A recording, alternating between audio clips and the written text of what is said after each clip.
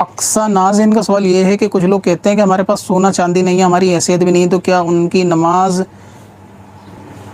کھوٹا کیا ہے، کھوٹا پہن کر ہو جائے گی؟ کیا سنتے نہیں وہ سنتے نہیں وہ لوگ، ہمیں کیا کرنا چاہیے؟ آپ نے ایک دفعہ بتا دیا، ٹھیک ہے، نہیں سنتے تو ان کو زبردستی چلا کر سناؤ بھی مت۔ اگر وہ سونا چاندی ان کے پاس نہیں ہے تو ایسی صورت میں دھاگا وغیرہ باندھ لیں ہاتھ میں، ایک دھاگا نے سنگل ایک ایسا آتا ہے بلیک کلر کا، تو وہ بھی اس میں حرج نہیں ہے۔